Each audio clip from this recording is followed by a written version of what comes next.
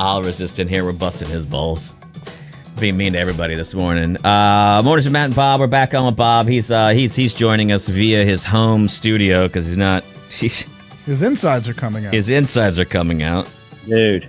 Hey, I was listening to you guys on the way home. We're a pretty good show, aren't we? It's not bad. The signal's good. That's good, and you guys sound great. But man, I was like dittoing every statement you made about traveling with family. Oh, about being an asshole dad and we are so much alike when it comes to traveling. We're on a mission. We're on a mission. Before, I make sure everybody packed. When we get to the airport, it's like, let's get to the gate 30 minutes early. Why? What? I always like. It's always. I guess it was drilled into me in film school, but it's 25 or 20% contingency when you're budgeting a film. Right. Same with life. Like, give yourself 20% extra time to go somewhere because you don't know if you're going to have a flat tire or if traffic's going to be bad. Or well, now with navigation, we know if traffic's going to be bad usually. But you can't always cut it down to the wire on everything. You can't. But what the wild thing is who are you telling this to? Because your wife travels more than you, right? Oh, no, but she'll leave at the last minute. But maybe she has the security because she travels so much, she knows she's going to make it. Whereas I don't travel as much, so I'm like, to me, flying is still a miracle. And so I'm like, well, let's get to the airport a half hour early and enjoy the atmosphere. Dude, I have this thing where bags must be packed and by the door before you go to sleep, before you go on a flight. Does that make sense? Right. So yeah. That's one thing if your flight is at 5 a.m., but also if the flight is at 9 p.m. the next day, doesn't matter. Yeah. Before Doesn't matter. the final sleep, before you get on a plane, bags should be packed. And my wife and I will bicker about this because she'll say, well, the flight's not till 3 p.m. We can pack in the morning. And I'm like, no, we can't. Right. No, we can't. Not only that, I'll say pack them and roll them to the door. Yeah.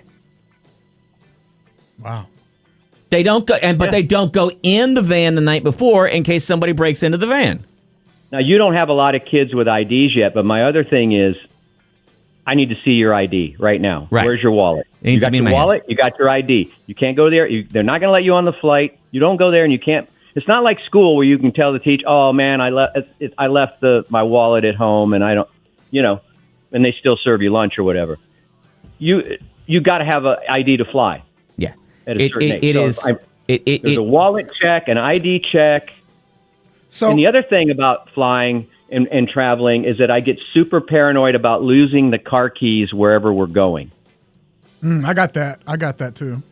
Right? So if you come back home and you get back to the airport and you go to the park and Zoom or whatever, and then somebody goes, who's got the car keys? What car keys? I gave them to you. No, you didn't give them to me. How you getting home? Dude, that's how far out I project. So we'll answer the question earlier. This is fun. Are you boarding the plane without your wife if she's off getting Starbucks? It's happened. No, you know why? Why? Because she's usually in Group A because she's successful. Her? Mm-hmm. Yeah. She has miles. She's like, so she boards before the you. Mile Club. And I'm usually like in Group D. And so she's saving me a seat usually. I need a boss ass mama like that. Yeah, you do. You do. Well, so but she's a career. She's a C-suite person now. She's not a kind of person who's going to be late anyway because she knows how to travel. But it is. Right, and it's she's done it more than I have. But I'm sure she relaxes a little bit on holiday and wants you to chill out too when you're going. But I bet when you fly with your boys, I bet you're pissed off the entire time, aren't you? Because those three boys, I bet they're like, we're going to go down to the magazine stand. We haven't read a magazine in our entire lives, but we're going to go to the magazine stand 5 minutes before boarding. Yeah. No, I know. Can you imagine? It's like in bladder checks, I'm always like, all right, better go now because you never know. Because when you're in the air, like that story really hit home to me last week about that poor person that had, my stomach just It wasn't last week, Bob. It was yesterday. It was just yesterday. You keep thinking it was last week. That's how much these pills are affecting you. Oh, man. Okay. I'm getting a little woozy. That they had to turn around that flight. That's right. It was yesterday, wasn't it, that we did the story? But I think I heard it over the weekend or something. Anyway, it's like, man, when you fly, you don't know when all of a sudden they're going to shut down everything on the flight because of turbulence or whatever. They're going to put the lights on, and now you go, oh hell, man, I should have went when I had the chance. Now I don't know when they're going to open it up, and now it's like, well, you can't use the restroom by the pilot because they might think you're a terrorist. So you have to use the one in the back. Now the light's gone off. Everybody's lining up, but you're not supposed to stand in the corridor or in the galley. There's nothing new about this either. I guarantee you, back in 1692 or whenever it was, train? Dude, in England, the night before, there was a dad yelling at his pilgrim wife and his pilgrim children, and he's like, I need your black buckle shoes next to the door. I need your goofy hat that looks sort of like a chimney. I want it next to the door, and I need all of your earthly possessions in your Bible. God damn it, the Mayflower's leaving at 6 a.m., and if you're not on it, you're not on it. I don't want any of this BS about, oh, I forgot my bonnet. I forgot my bonnet. I gotta go back and get my. You're gonna end up in the new world with no goddamn bonnet. I want it together.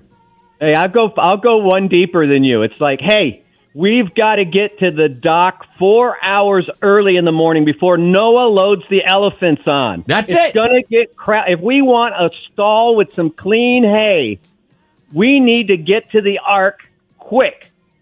That's what happened. The female unicorn was like, I want to get a Starbucks real quick. I love how sprinkly it is. I love us. I want to go get a donut with sprinkles. So sparkly. And then the male unicorn was like, God damn it, the water is up to my effing ankles, woman. What are you doing? What are you doing? Hey, kids, here's the deal. If you want to play grab ass or you want to do whatever the hell you can do that when we get to Oregon. But as long as we're on this goddamn trail, I want you to listen to me, okay? We're not running around and doing a bunch. Folks, we got to get all the... Do you understand where Oregon is? I know you don't because no one's been there yet, okay? But we're trying to get to Oregon, and I want you on the damn wagon.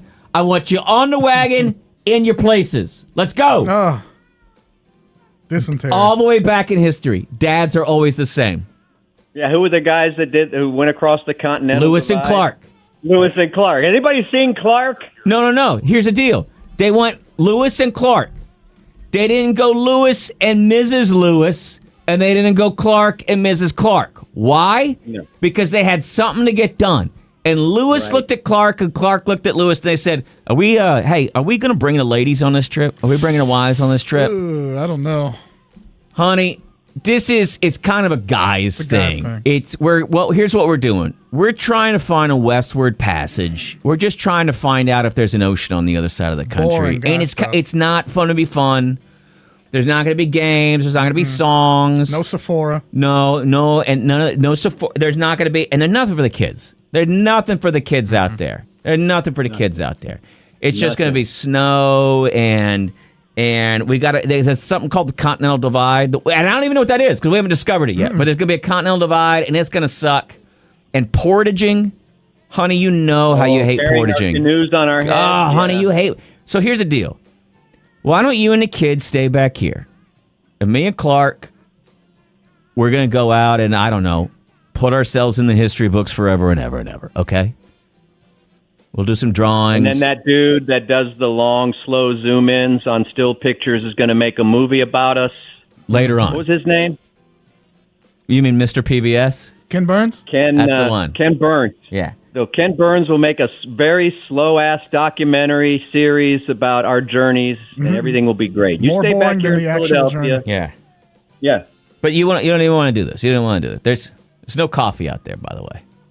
It's not. Y'all are. I guess apparently a majority of guys are a-holes because I think everybody was agreeing with the guy leaving your wife at the Starbucks. Oh, really?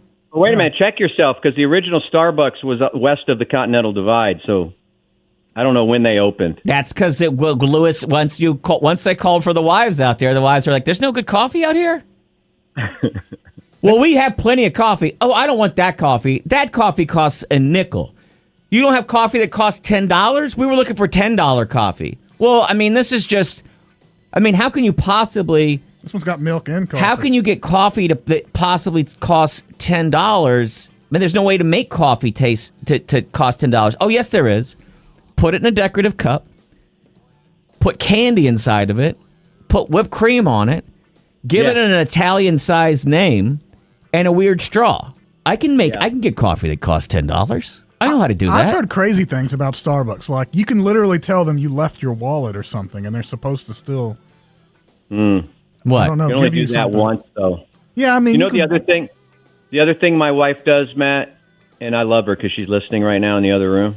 But like, if we do go to the airport, and I'm nervous for 2 days, and I'm barking orders and doing P checks and wallet checks and getting everybody there early, and then when she'll say, "Why are you doing this?" I go, "Because I want to be prepared, because you never know what's going to happen, when you travel." And then the flight's delayed like 2 hours when we get there.